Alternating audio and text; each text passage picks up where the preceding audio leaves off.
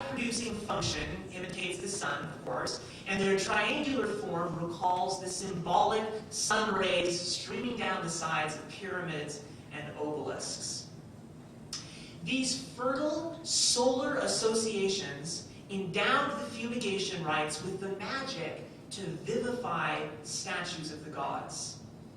Like the aromatic sweat of Amun that wafts life into all the deities of the cosmos, the censer could symbolically envelop a lifeless statue with animating sunlight and the vital sap of trees. In a sense, Egyptian priests regarded their gods as corpses, constantly needing to be resurrected. The incense transferred the warmth and odor of the living body to the images, infusing wood or metal with the moisture of sweat.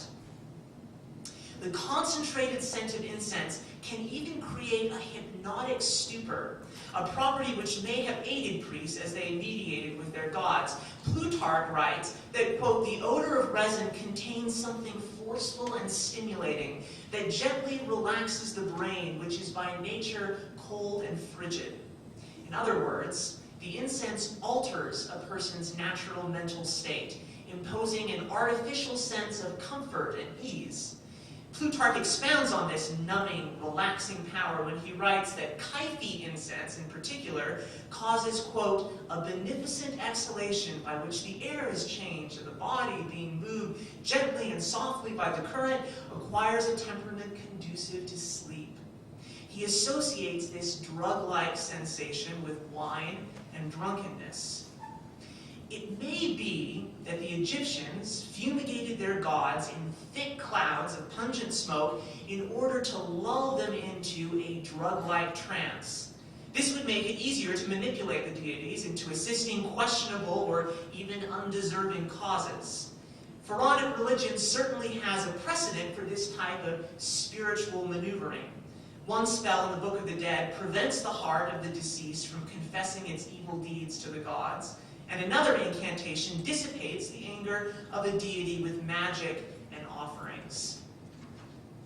The life-giving properties of incense take on new implications in the cult of the dead, and especially in the opening of the mouth ceremony, illustrated by this papyri from Hu-Nefer's 19th dynasty Book of the Dead.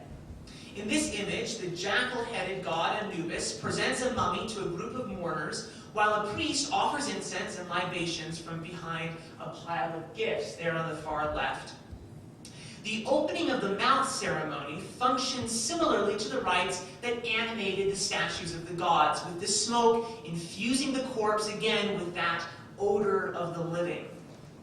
Now, it may at first seem somewhat eccentric of the Egyptians to single out scent as the most potent tool for restoring life. Scholar G. Elliot Smith writes that Egyptians naturally would have considered odor as a fundamental characteristic of living, breathing, heavily perfumed men and women as they sweated in the sun along the Nile, and that the absence of scent would have then automatically indicated death. Dating back to the most primitive burials in the desert sand pits, incense accompanies the corpse as the vehicle for restoring fragrance, warmth, and moisture to the scentless, desiccated, and cold bodies of the dead.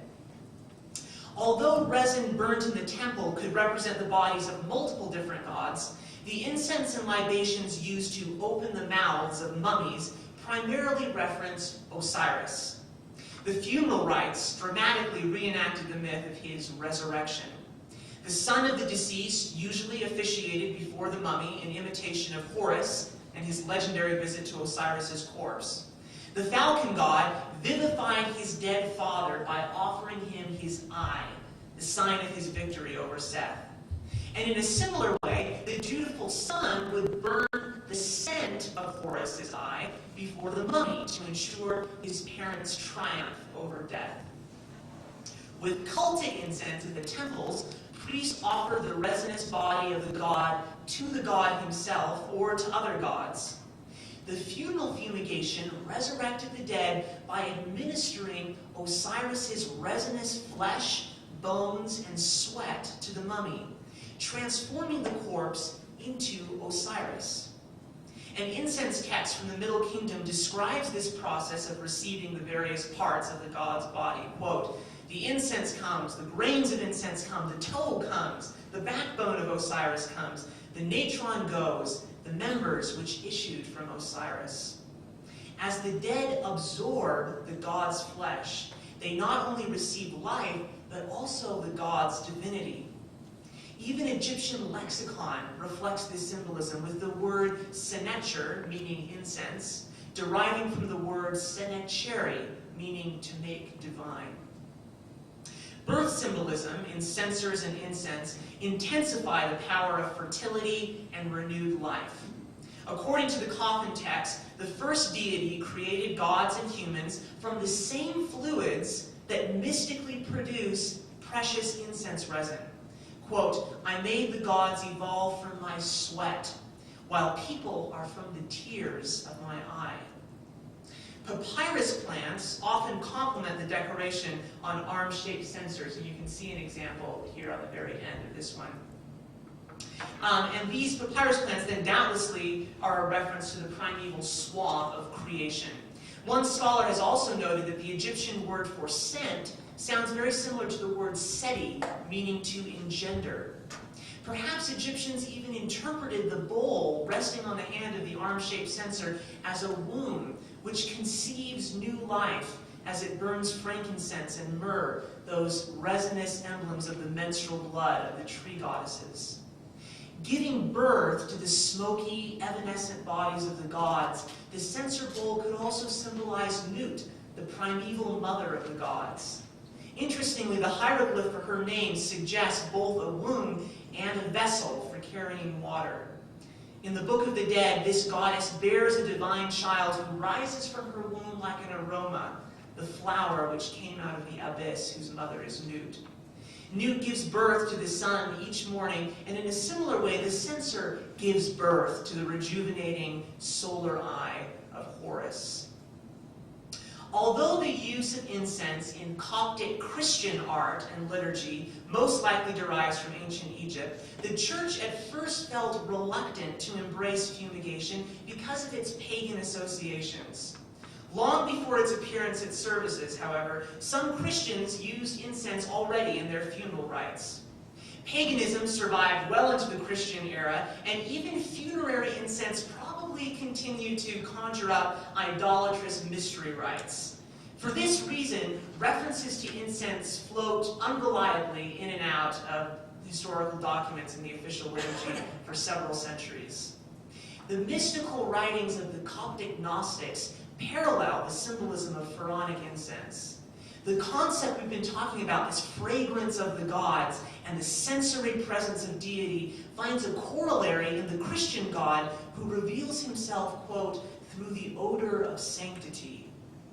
Sensing in the Coptic liturgy eventually began to reflect the themes of resurrection and fertility associated with ancient fumigations.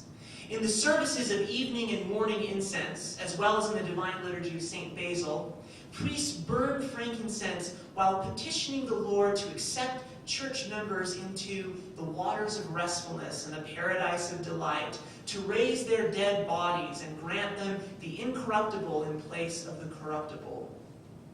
Incense and water libations also accompany prayers for the fertility of the land.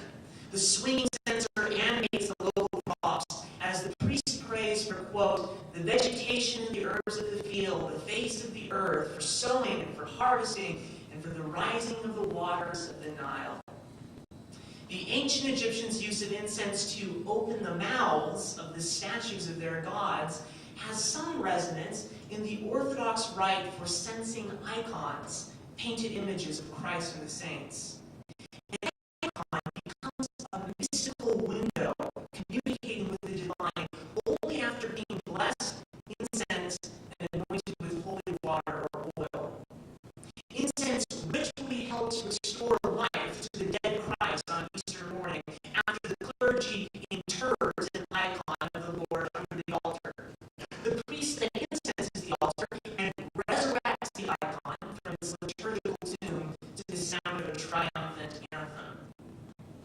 Just as the pellets of resin embody the actual blood, sweat, tears of the pagan deities, Coptic incense also symbolizes Christ, particularly as he hung bleeding from the cross.